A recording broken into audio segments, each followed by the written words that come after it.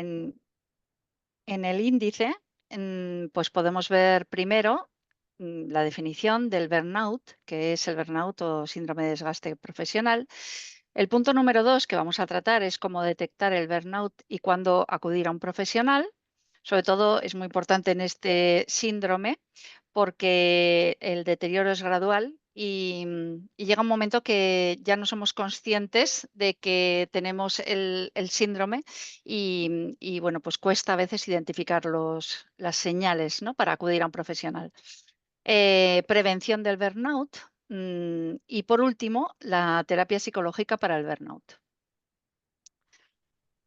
Bueno, a ver si me pongo bien la pantalla ahora. Vale, perdón, que si no, no puedo ver. Vaya.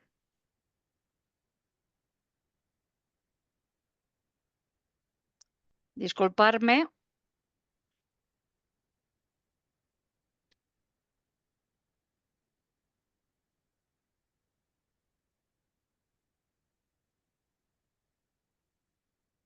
Disculpadme un momentito porque se me ha ido la pantalla. A ver.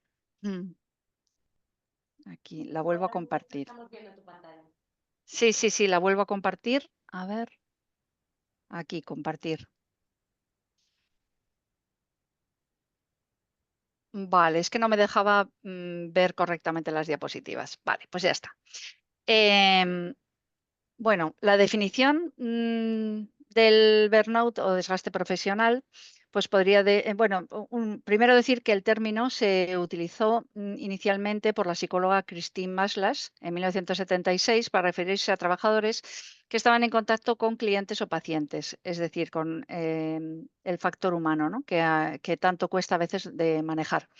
Y más tarde, pues ya este término se ha hecho extensivo a cualquier ámbito profesional, de manera que podemos hablar de este síndrome de desgaste profesional en cualquier profesión.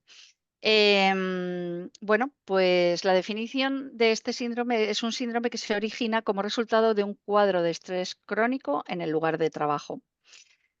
Bueno, ¿y qué es el estrés? Pues el estrés es la respuesta del organismo ante demandas a las que no puede hacer frente o que exceden sus posibilidades. ¿Y qué es la cronicidad o el estrés crónico? Pues es todo cuadro de estrés que persiste en el tiempo.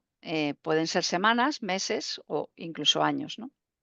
En este caso, es importante destacar que en el estrés crónico, el estresor o estímulo estresante quizá no es tan intenso como un episodio de estrés agudo o como en el estrés postraumático.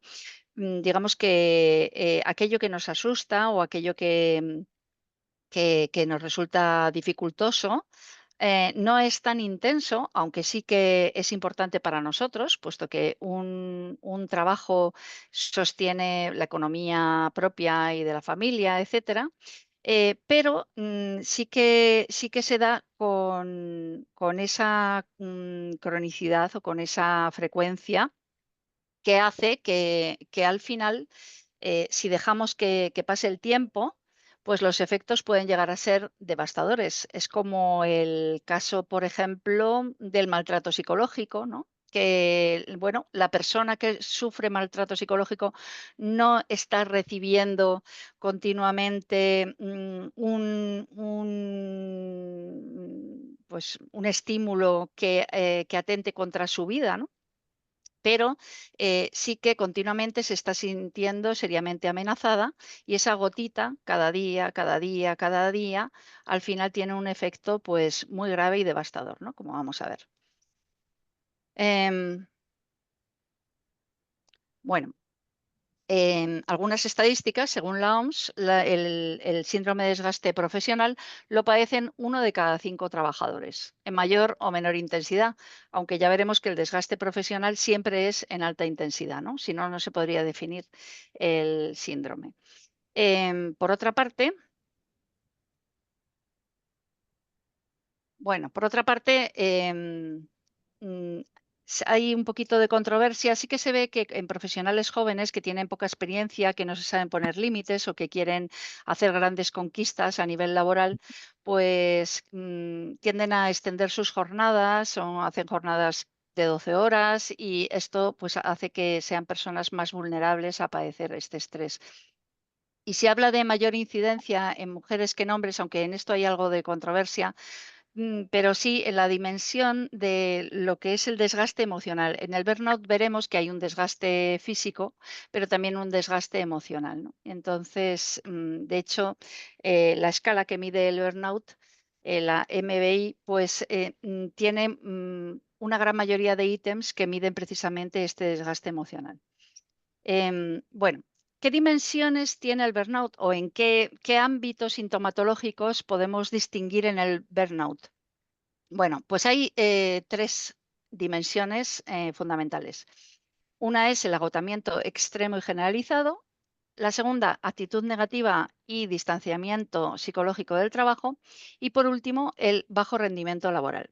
En el agotamiento extremo y generalizado podemos distinguir tanto el agotamiento, fatiga física, también esa sensación de desgaste, de falta de fuerzas. La persona, aunque haya descansado, siente que al más mínimo esfuerzo le cuesta pues mucha energía.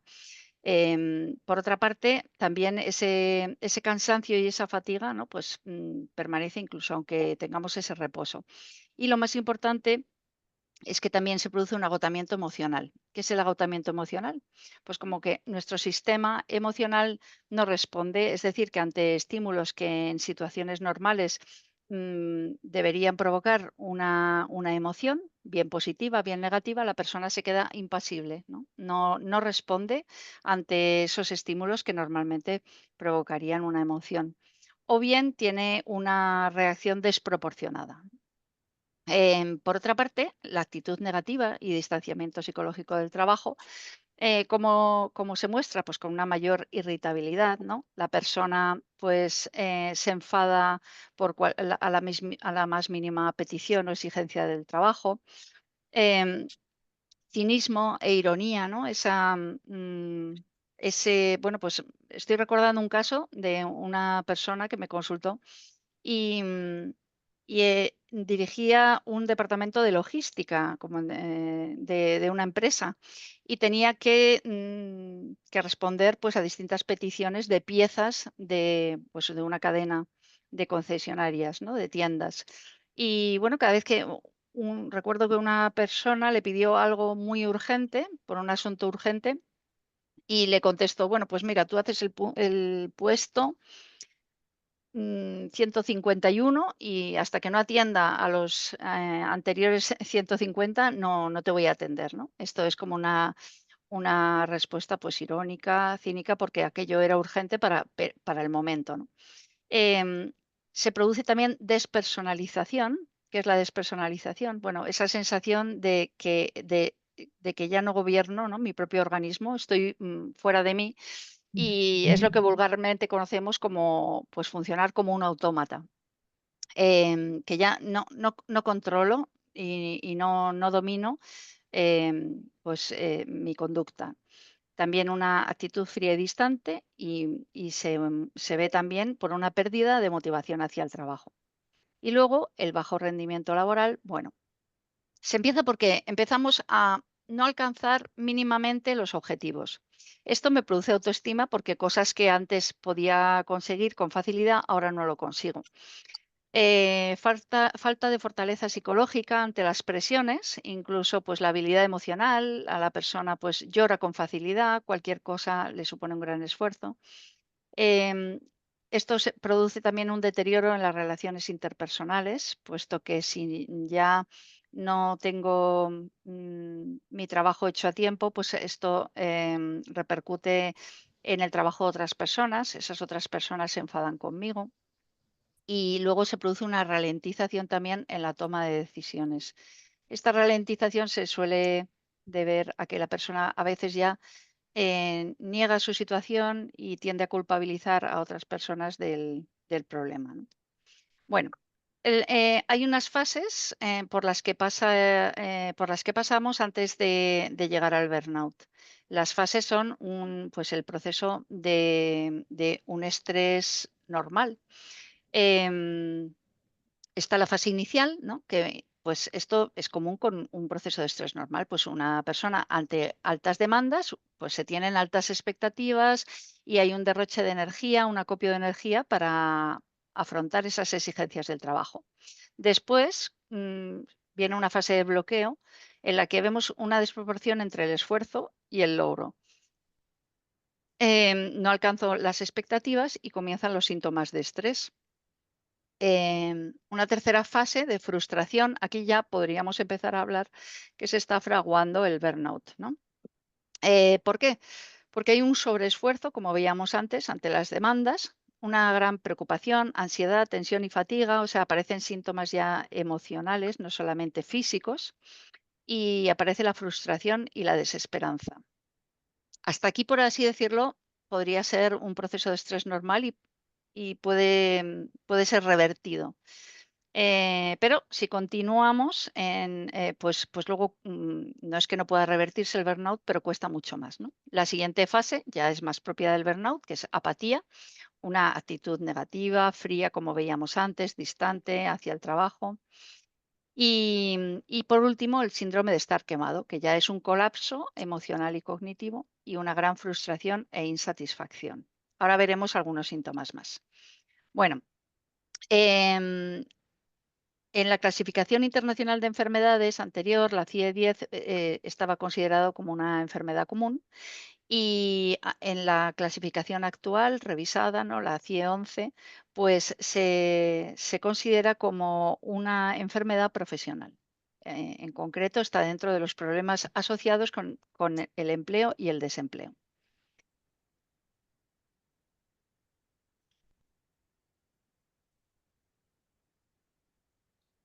Bueno, ¿cómo detectar el burnout y cuándo acudir a un profesional?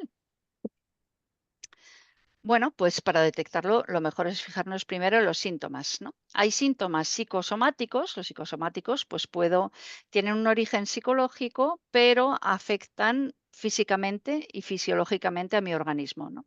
Los síntomas psicológicos, pues se ven menos, pero lo cual no significa que no existan y que no que debamos concederle importancia. Es verdad que los síntomas psicosomáticos los desarrollan más personas introvertidas, puesto que no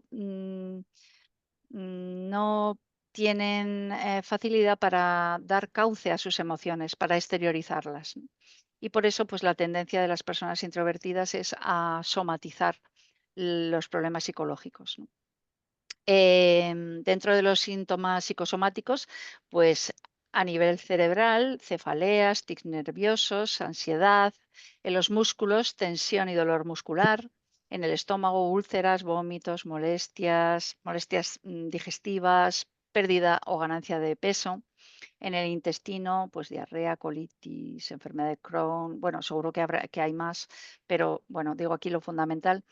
En la sexualidad, pues un bajo deseo sexual, impotencia en varones, frigidez en mujeres, irregularidades menstruales. En la piel, sequedad, picor y molestias. Los síntomas psicológicos, pues pueden ser conductuales, emocionales o defensivos. Los conductuales, pues sí que se ven a simple vista porque la persona desarrolla unas conductas alteradas, ¿no? Aumenta el absentismo laboral, tienen problemas familiares, insomnio, pesadillas, abuso de sustancias, conductas de riesgo. Me acuerdo una paciente que estaba, pues, como la palabra indica, muy quemada con su trabajo y pues trabajaba como a unos 15 kilómetros del lugar donde residía y muchas veces me comentaba que volvía y quería estrellar su coche donde fuera, ¿no? Porque estaba realmente, o sea, quería que esa situación de estrés profesional que tenía desapareciera, ¿no? Bueno, síntomas emocionales como el distanciamiento afectivo, irritabilidad, cinismo, ansiedad, disminución en la concentración y en el rendimiento, desmotivación y baja autoestima. Bueno, la baja autoestima yo no sé si es causa o consecuencia o las dos, ¿no? Pero aparecerá por aquí a lo largo de esta presentación también. Y también síntomas defensivos, ¿no? La persona pues no reconoce que tiene esos síntomas. ¿Perdón? Bueno, no reconoce los síntomas y culpabiliza pues a compañeros, clientes y jefes. Señales para solicitar ayuda profesional. Bueno, pues una señal muy clara es que comienza a repercutir en la salud de mi organismo. Ahí ya, cuando ya empezamos a somatizar, pues ya eso significa que llevamos un tiempo con bastante estrés. Malestar psicológico moderado o grave, pues tristeza, desesperanza, frustración, etcétera. Interfiere este estrés en las actividades de la vida cotidiana, pues la persona pues a lo mejor descuida detalles de higiene personal o aparecen en el trabajo pues descuidado a nivel de su cuidado del autocuidado, ¿no? Pues a lo mejor una persona que se afeita normalmente no se afeita o no se cuida su aspecto externo, pero también puede interferir en actividades familiares, ¿no? La persona pues llega tarde a casa, llega tarde a reuniones familiares, por supuesto llega tarde al trabajo. En la vida social, pues también sus compañeros y amigos y amigas, pues se dan cuenta de que la persona no está bien, ¿no? Afecta frecuentemente también en nuestro estado anímico, o sea que tenemos un estado generalizado de apatía y mm, también experimentamos baja motivación, ¿no? No queremos hacer nada, pero no ya solo referente a nuestro trabajo, sino también a la vida, a las actividades de la vida diaria y también que le haya ocurrido en alguna ocasión. Si en alguna ocasión hemos tenido burnout, pues tenemos que estar mucho más atentos pues, para pedir ayuda profesional si nuevamente descubrimos que tenemos síntomas. Bueno, ¿qué herramientas tenemos para prevenir y superar el burnout?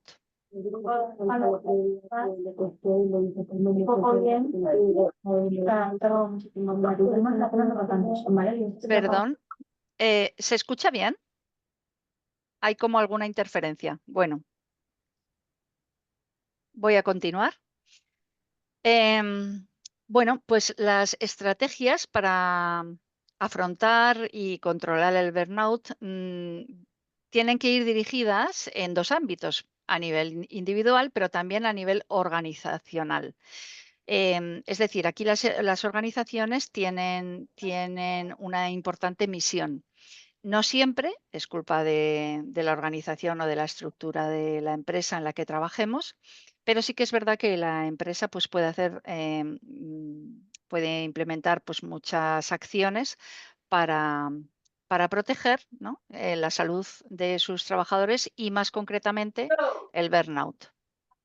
Bueno, yo me voy a fijar más a nivel individual porque a nivel organizacional, pues bueno, hombre, sí que recordaros que a veces la reubicación de un trabajador bien en otro lugar o bien en otro puesto de trabajo dentro de la misma empresa, pues suele funcionar, ¿no? Porque muchas veces este síndrome pues requiere medidas un poco más drásticas.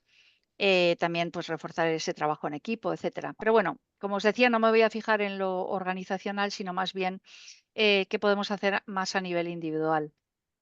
Bueno, en un momento dado, este síndrome pues suele requerir una baja laboral, pues por la gravedad de los síntomas.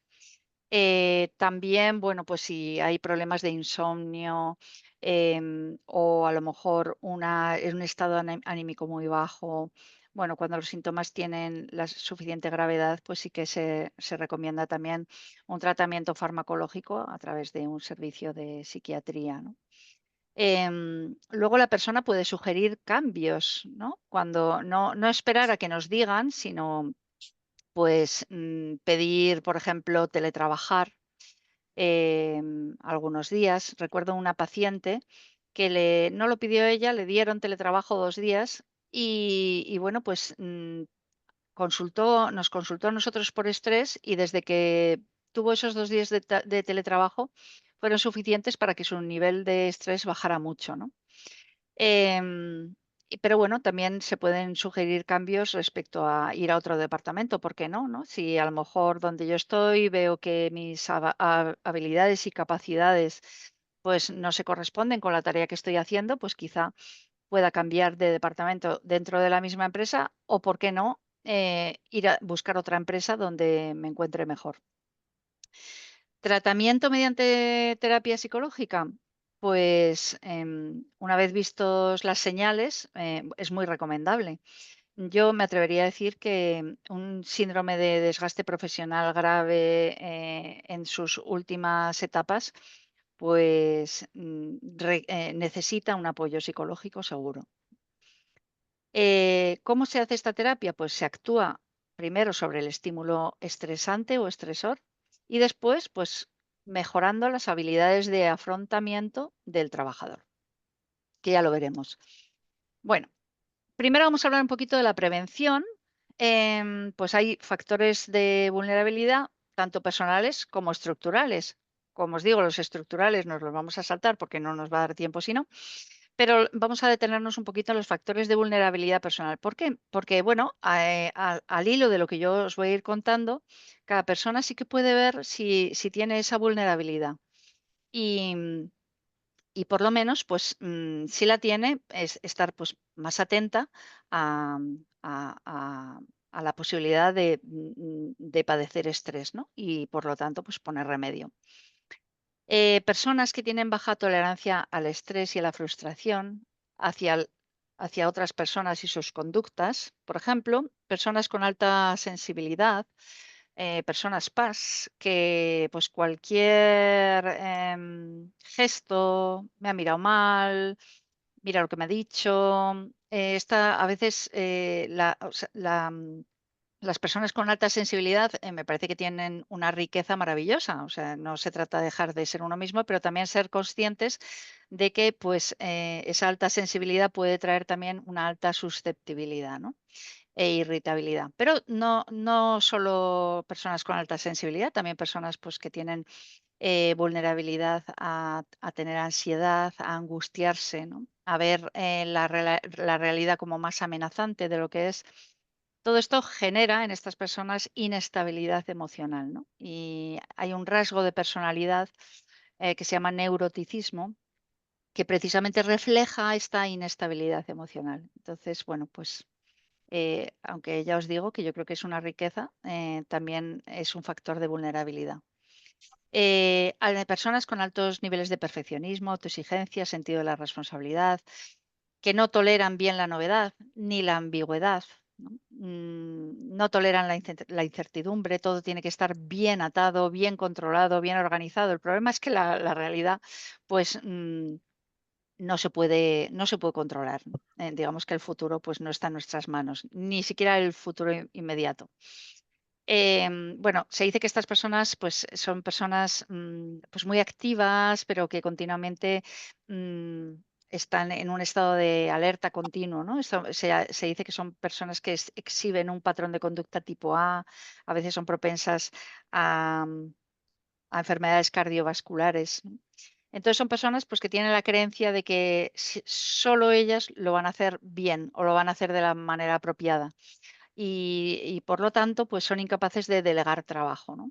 O también, pues personas que verifican, todos los procesos laborales una y otra vez, ¿no? Y claro, eso pues estresa a cualquiera y, y nos acaba desgastando. También el tener el locus de control externo. ¿Qué es el locus de control? Bueno, el locus de control es ese centro de mando que yo tengo en mi interior, por el cual yo puedo provocar cambios en el exterior. Pero si el centro de mando, ese locus de control, lo saco fuera de mí, y entonces son las personas desde fuera o las estructuras desde fuera las responsables de mi bienestar, o de mi felicidad y yo no puedo hacer nada para cambiarlo, eso es que tengo un locus de control externo, ¿no? Y ahí estoy perdida, ¿no? Porque si mi felicidad, mi bienestar, mi trabajo en condiciones óptimas depende pues de la empresa, de lo que me digan pues otras personas, etcétera, pues ahí no, pues estoy muy, es un factor de alto riesgo para padecer este síndrome de desgaste profesional.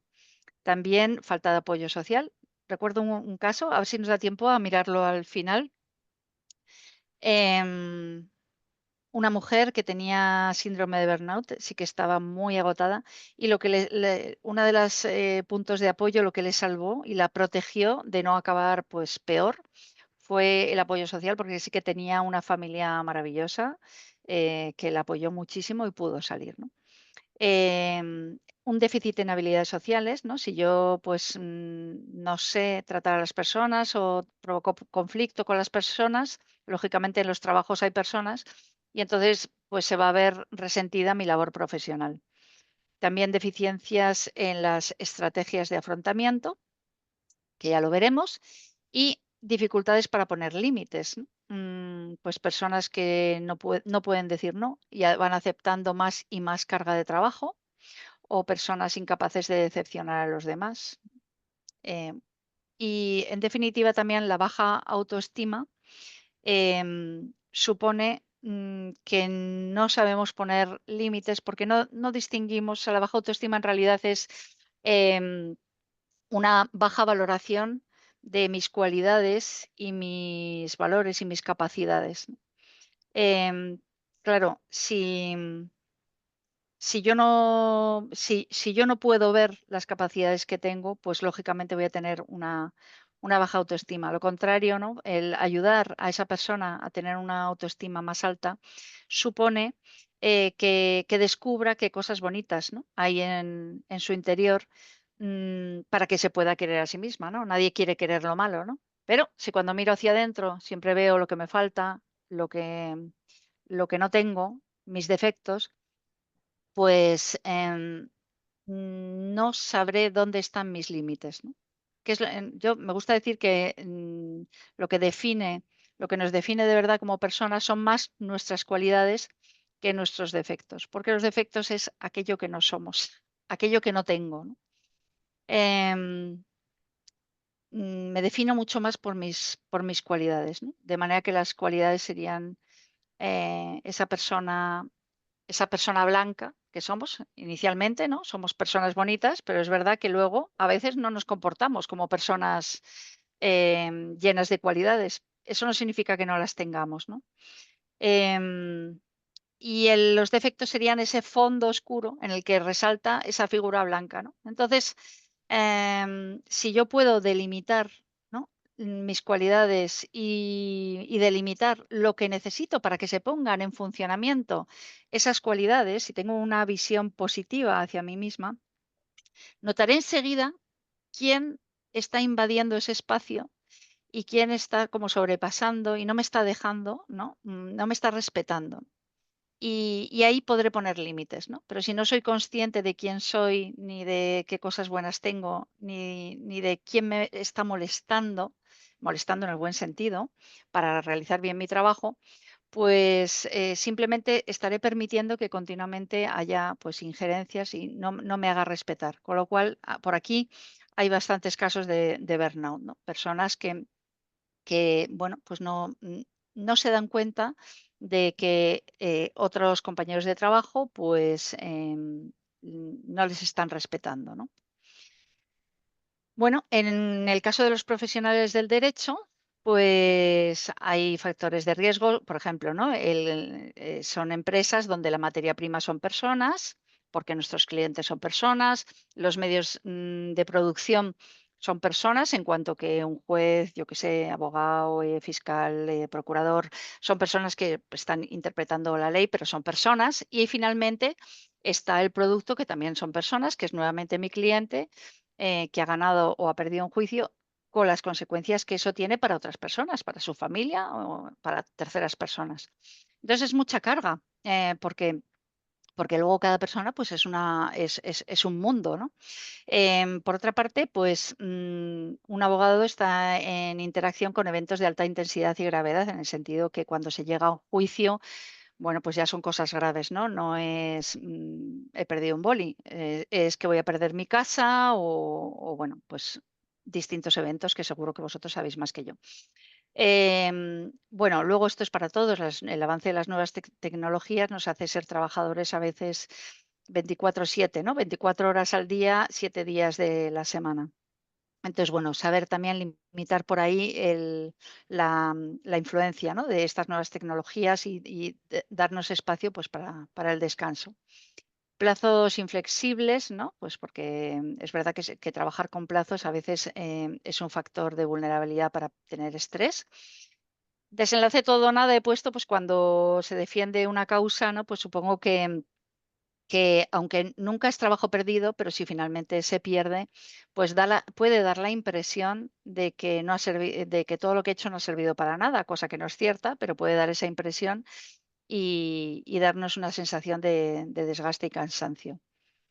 Y luego, pues que un abogado tiene que gestionar su propio estrés, pero también el estrés de su cliente, ¿no? O sea que por ese motivo entiendo que se insista tanto en este tema del estrés. Bueno, ya vamos al tratamiento.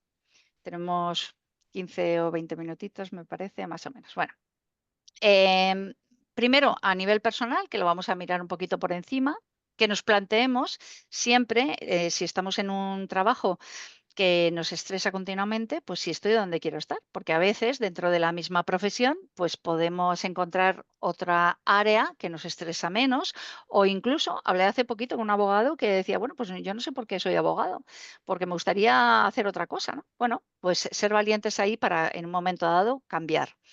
Em, una estrategia de prevención es tener siempre, pues hablar con alguien de nuestra confianza que pueda ver nuestro problema con más objetividad. El ejercicio físico, podríamos hablar muchísimo de los beneficios del ejercicio físico, pero no me da tiempo ahora. Yo lo recomiendo muchísimo, sobre todo a personas con vulnerabilidad a tener estrés y ansiedad. Proteger nuestros descansos, aunque nos parezca que tenemos muchísimo trabajo. Descansar es proporcionar a nuestro organismo mayor eficacia para después, ¿no? Entonces, es mejor descansar que luego trabajaremos muchísimo mejor. Estrategias para desfocalizar y para distraernos, una pequeñita estrategia es cuando nos veamos en un problema que nos estresa mucho, poder imaginar que eso mismo que nos está ocurriendo a nosotros le ocurre a una amiga, a un amigo nuestro. Esto es lo que se llama la técnica del vecino. Nosotros sabríamos qué decirle a este amigo o a esta amiga que está pasando por unas circunstancias de mucho estrés. Se llama la técnica del vecino porque todas las personas sabemos qué hacer con nuestro vecino en cuanto a que tiene malcriados a los hijos o no pone la basura en su sitio, pero sin embargo, como hacia nosotros no sabemos encontrar las propias soluciones, pero sí las de nuestro vecino, ¿no? La práctica de la relajación, esto, bueno, aquí el paciente que puede integrar bien y que de verdad interioriza las maravillas de la técnica de la relajación le va bien para toda la vida y muchos pacientes me han dicho, es que esto me sirve ya para siempre, lo utilizo muchísimo, me encanta. Y hay otros pacientes que no acaban de cogerlo, ¿no? Bueno, no me puedo extender porque, claro, solo la relajación podríamos hacer un webinar entero, ¿no? Pero bueno, sí que os diría solo una cosa. Cuando hagáis alguna práctica de relajación, hacer que os guste. Poneros una música bonita, un audio que os tranquilice, o sea, hacer que me guste la relajación. De esa manera la practicaré más y me ayudará a bajar un poco, ¿no?, las pulsaciones y el grado de activación de mi organismo. Y luego, pues técnicas de gestión del tiempo, hay muchas. A mí la que me reportan a veces los pacientes que más les gusta y que más ayuda es la de dividir la tarea en partes. Aquí he puesto, bueno, pues que una técnica es que la tendencia es a dividir el tiempo y a ese tiempo asignarle tareas. Pero es mucho mejor dividir la tarea y a esa tarea asignarle tiempo, ¿no? Como está en la parte de la derecha de la diapositiva. Em, Ahí también recuerdo una consulta que tuve de una persona del ICAM que procrastinaba, no podía y bueno, pues le dije: "Bueno, pues, ¿qué tienes que hacer, ahora?". "Pues tengo que ir al despacho y tengo que coger un asunto que es que no me gusta nada". "Vale, venga, pues vamos a dividirlo en partes, ¿qué parte?". Y eso le encantó, ¿no? Y a partir de ahí, pues se puso a trabajar con esa técnica y y bueno, pues anima mucho, ¿no? Porque hoy, ¿qué tengo que hacer? Bueno, pues hoy solo tengo, yo qué sé, que plantear X, la primera parte del trabajo, ¿no? Y luego, además, pues me voy a premiar un poco por eso, ¿no? Pues porque voy consiguiendo mis objetivos y los objetivos pues van siendo pequeñitos, con lo cual son más fáciles de cumplir. Bueno, en la terapia psicológica, pues como os decía, se actúa o sobre el estímulo, porque aquí lo más fácil, yo suelo empezar así, ¿no? Digo, bueno, vamos a lo más fácil, porque ¿qué es lo que te está estresando? A veces no es solo una sobrecarga de trabajo, ¿Qué? a Ay, veces es, por ejemplo, l- no, l- no, para l- nada, no. Siéntate aquí conmigo, bueno, sí. hay una No, interferencia, a ver si, que bueno, siéntate aquí un poco, sí. ya termina. Em, Decía que el estímulo a veces, o sea, lo que provoca el estrés, pues a veces es una mala Una relación sesión de estrés laboral. entre los compañeros de trabajo y no hay ninguna sobrecarga, ¿no? Simplemente, bueno. Sí, Y además, como también, Alberto me había pedido eso, bueno, pues ¿qué no digo, hacemos eh, pues bueno, pues se aprovecha ve a que darle leche que no te día hay, todavía. hay interferencias. Tú, que A ver si aproveches podemos a dar tu quitar los vuelta. micrófonos, por Que favor. Si claro. se puede anular los micrófonos. Yolanda me parece que no tiene el micrófono cerrado. Bueno, em, por otra parte, mm, dentro de trabajar con el estímulo estresante, pues se puede generar y propiciar nuevos contextos, porque a veces pues lo que procede es decir, mira, deja esa empresa cuanto antes, ¿no? Sería como el último cartucho, pero hay veces que está muy claro, ¿no? Y la segunda parte es, o sea, la primera parte sería, ¿cómo puedo cambiar lo que yo no puedo aceptar? Eso es la primera parte. Y la segunda parte es cómo puedo aceptar lo que no he podido cambiar, ¿no? Pues porque desgraciadamente no me he podido cambiar de trabajo o lo que sea, ¿no? Claro, eso me va a generar emociones negativas que yo tengo que poder regular, manejar y darle cauce. Bueno, las técnicas de resolución de problemas, no me voy a detener en qué consiste, bueno, son cosas bastante elementales. Sí que me gustaría, por ejemplo, poneros un ejemplo, ¿no? Pues primero hay que definir el problema, luego plantear posibles soluciones. Nosotros hemos planteado, pues, con directores de empresa, con personas, pues, de cargos intermedios, con personas administrativos, cómo hacer para disminuir la carga de trabajo. Y bueno, eso entre el terapeuta y el paciente, pues a veces se pueden tomar medidas porque siempre, ¿no? Pues cuatro ojos ven más que dos. Entonces, bueno, yo suelo pedir que revisen los procesos, ¿no? Si los pueden acortar, si pueden eliminar algún proceso o eliminar algún paso dentro de esos procesos. Ver qué trabajos se pueden delegar, ¿no? Tendemos a hacerlo todos nosotros, pues hay que delegar, plantear cambios en la presentación de datos para mi trabajo. Recuerdo un caso, una persona pues que tenía que realizar pues un Excel, un análisis de una facturación, pero claro, le pasaban las facturas en papel, por así decirlo. Entonces empezó a pedir los datos que ya se los metieran directamente en un Excel, de manera que esa persona ya solo se centró en hacer el análisis. Y lo que a cada persona le llevaba medio minuto, a él le llevaba pues muchísimo tiempo hasta que pasaba todas las facturas al Excel, ¿no? Entonces, pedir que me den los datos de una manera, muchas veces para las personas no les supone mucho, pero sin embargo, si todos esos datos los tiene que teclear una persona, pues le cuesta más. Identificar tareas que yo pueda realizar con rapidez. Esto como priorizar, ¿no? Hay tareas que tienen que estar muy bien hechas pues porque es una repercusión muy importante para nuestro cliente, paciente. Pero hay otras tareas que tenemos que transigir y decir, bueno, pues es que esto lo voy a hacer aceptable, pues porque no importa tanto si el Excel está subrayado con tres colores que si va en blanco y negro, ¿no? Entonces ahí también pues aprender a priorizar. Bueno, y por otra parte, ¿no? Pues está esa segunda parte de que la realidad puede ser muy estresante, pero ¿cómo la afronto yo? cómo me cuento yo a mí misma la realidad, hace que regule mucho mejor la emoción negativa que surge, ¿no? Bueno, nos queda poquito tiempo y simplemente deciros que hay un afrontamiento primario que es cómo valoro yo la realidad, ¿no? Cuando veo una realidad estresante, un problema laboral, ¿cómo lo valoro? ¿Lo valoro correctamente o no? Y luego paso a valorar también si yo tengo capacidades para afrontarlo, porque a veces pues tengo que pedir un curso de formación porque no estoy pudiendo afrontar eso y eso me supone estrés. O bueno, o a lo mejor me lo estoy tomando pues concediéndole una importancia que no la tiene, etcétera, ¿no? Entonces, está la parte de cómo valoro yo mis capacidades.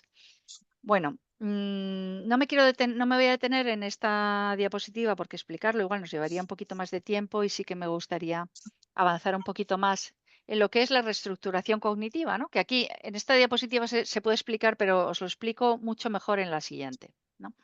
Bueno, cuando veo la realidad más amenazante de lo que es, claro, lógicamente se me generan un miedo y unas emociones negativas, pues mucho más intensas.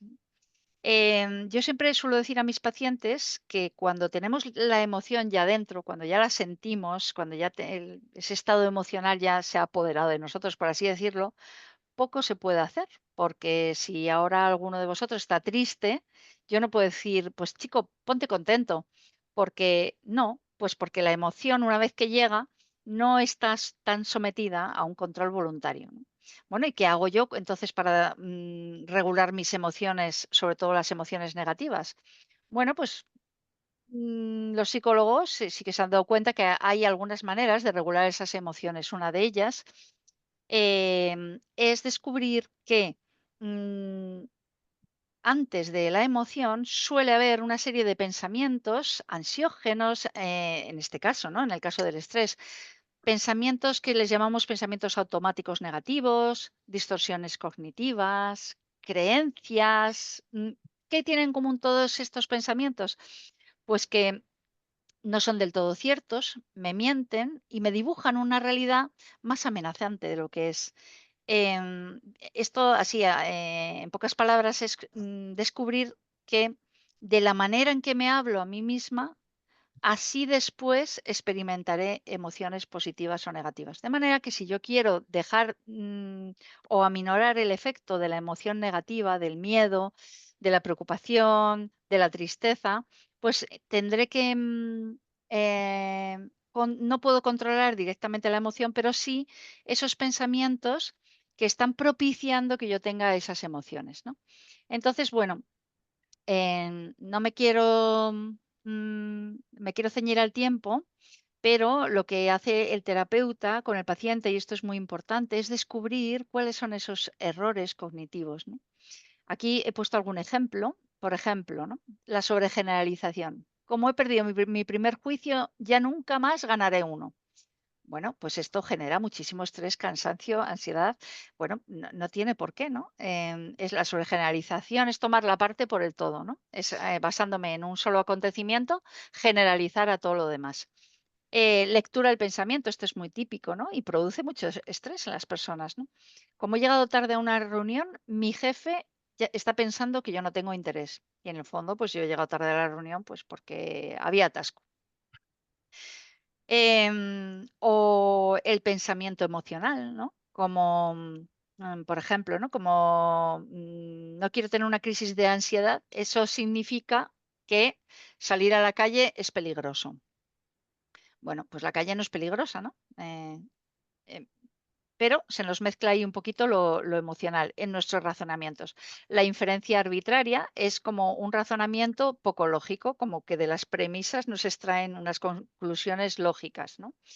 Por ejemplo, esto es frase verídica, ¿no? De una paciente. Las tareas me llevan mucho tiempo, eso significa que soy poco inteligente. Si es una persona muy lista, una persona funcionaria, tenía muchas personas a su cargo, pero pensaba eso, ¿no? Que como las tareas me llevan mucho tiempo, pues eso, y no, en el fondo era un poco pues controladora, un poco de controladora, no en el mal sentido, ¿no? Sino de querer controlar toda la realidad para que todo saliera bien, vivía en continua tensión, ¿no? Y luego están los debería, que responden más a creencias. Debería trabajar más, ¿no? Cuando de pequeñitos nos han dicho, bueno, es que trabajando lo consigues todo, tienes que trabajar, tienes que trabajar. Bueno, pues después de una jornada completa de 8 o 9 horas, decir debería trabajar más, pues a lo mejor es algo que yo me impongo, pero no que deba ser, ¿no? O no debería haberme equivocado, ¿no? Estas son pensamientos que nos decimos a nosotros mismos cuando en realidad pues todo el mundo tiene derecho a equivocarse. Bueno, con el terapeuta se trabajan este tipo de distorsiones, de errores, mucho más, ¿no? Lo que pasa que aquí no da tiempo. Y en otro momento, pues, bueno, en el momento de la terapia se ve cómo esos pensamientos, pues, son falsos, nos mienten, ¿no? Y a base de hacer este contraste, ¿no? O bien con el terapeuta, o bien haciendo pruebas de realidad, es decir, es que me da mucho miedo ir al dentista. Bueno, venga, ve al dentista. ¿Ha sido para tanto? No. Bueno, pues es una prueba de realidad. Te estabas mintiendo a ti mismo, ¿no? Bueno, pues a base de pruebas de realidad y de hacer este tema de la discusión de los pensamientos negativos y darnos cuenta que en el fondo nos estamos como auto boicoteando nuestra propia existencia, lo que hacemos es que acabamos desacreditando nuestro sistema de pensamientos y cuando vienen como con más baja intensidad, porque ya les vemos venir y sabemos que son distorsiones, ¿vale? Por último, pues fomentar el pensamiento positivo, ¿no? Nada, por aquí ya pasamos de puntillas porque ya es la última diapositiva. Claro, lógicamente, pues el entrenamiento en habilidades sociales, si hay una persona tóxica en el trabajo o bien si yo no sé relacionarme bien con, pues para solicitar a una persona que me pase unos resultados que tengo que trabajar con ellos, lo que sea, ¿no? Pues hay un entrenamiento en habilidades sociales que sería más largo de explicar, pero bueno, pues consistiría en saber ofrecer y recibir halagos, ¿no? Escuchar activamente, cómo evitar discusiones, fórmulas de cortesía, practicar el agradecimiento y el pedir disculpas. Y por último, la asertividad, que es ese arte, por así decirlo, para expresar mis emociones y mis opiniones de una manera adecuada que no provoque como un daño, ¿no? en la persona que nos escucha, ¿no? Y a veces oscilamos un poco entre un estilo pasivo, ¿no? Pasamos de todo el mundo, no quiero que nadie digamos, nadie me moleste, nadie paso, no quiero saber nada de esta persona, que me trae muchos problemas. Pero claro, aguanto, aguanto, aguanto hasta que exploto y entonces ya me dirijo mal a esa persona. Y vamos oscilando un poco entre un estilo pasivo y nos pasamos al estilo agresivo. Cuando utilizo el estilo agresivo, digo, no merece la pena, la he liado y bueno, me paso al otro extremo, que es el estilo pasivo, y me callo, me callo, me callo hasta que exploto de nuevo, sin darnos cuenta que en el medio estaría ese estilo asertivo, ¿no? En el que podemos aprender a decir las cosas de una manera adecuada. Bueno, tenía aquí algunos casos prácticos, pero bueno, he ido diciendo algunas cosillas a lo largo de la presentación. Como tenemos el tiempo limitado, lo dejo aquí. Ya en otra ocasión, pues ya os explicaré algún caso práctico. Muchas gracias. Ah, por cierto, hay ahora un ratito, unos 10 minutitos que tenemos, pues por si tenéis alguna duda, alguna pregunta que hacer, alguna consulta. Bueno, Mónica, muchas gracias por tu presentación. Ha sido muy interesante. Te voy a plantear unas preguntas que nos han llegado por correo electrónico y Ajá. aprovecho ahora también para decir que si alguien tiene alguna duda o alguien quiere preguntar cualquier cosa, que lo diga por el chat y yo cuando acabes las preguntas y tú respondas, las leeré. Ujú. Vale, la primera es, preguntan cómo responder a un cliente que me solicita algo poco ético o que excede mi cometido como abogado. Mm, Muy buena pregunta, ¿no? Porque supongo que los clientes, que son nuestra gran fuente de estrés, pues a veces hacen peticiones de manera insistente a las que no puedo acceder, ¿no? En este caso, pues lógicamente tenemos que poner límites, ¿no? Y practicar esa asertividad para saber decir que no de una manera adecuada, ¿no? Si es un cliente que insiste e insiste, hay una pequeña técnica que se llama el disco rayado, que, bueno, pues ante esa insistencia, precisamente tuve una consulta de una abogada que tenía una clienta que le llamaba 15 veces cada día y las 15 veces respondía. Y digo, bueno, pero lo primero, bueno, no hay que responder a todas las llamadas, ¿no? Porque lógicamente una persona que te llama 15 veces, pues ahí algo está fallando, ¿no? Y decía, pero claro, pero ¿cómo le voy a decir yo a mi clienta? Entonces le recomendé, lo primero, tratarla siempre con el máximo respeto y la máxima delicadeza, ¿no? Nunca enfadarse, nunca gritarla, nunca faltarle al respeto. Y luego aplicar la técnica del disco rayado, que es decir, bueno, discúlpame, ahora no te puedo atender, en otro momento yo te llamo y te atenderé. No, porque discúlpame, ahora pues mira, voy a colgar, no te puedo atender, en otro momento te atenderé, ¿no? Ahí es verdad que sí que hay que ser muy vehemente y muy claros, o sea, decir, mira, por ejemplo, alguien que pide algo poco ético, ¿no? Em, pues decir, mira, eso yo no lo voy a hacer, ¿no? Porque no te estaría protegiendo a ti, ni tampoco yo estaría actuando de acuerdo a mis principios, ¿no? Y eso, pues repetirlo, repetirlo. En el momento en que tú te sales de esa repetición, ya la persona se agarra para hacer otra contraargumentación distinta. Entonces, hay que repetir lo mismo hasta que la persona, bueno, aun a riesgo de que nos tome por tontos, ¿no? Pero al final es una manera de pararlo, ¿no? Esa técnica del disco rayado, por ejemplo. Genial, continúo. La segunda pregunta es, ¿qué hacer ante una persona tóxica en el lugar de trabajo? Uf, bueno, qué difícil esto, ¿no? Complicado, Bueno, lo sí. primero tendríamos que ver qué es una persona tóxica, ¿no? Una persona tóxica, definida de una manera práctica, pues se hace la vida imposible a sí misma y hace la vida imposible a los demás.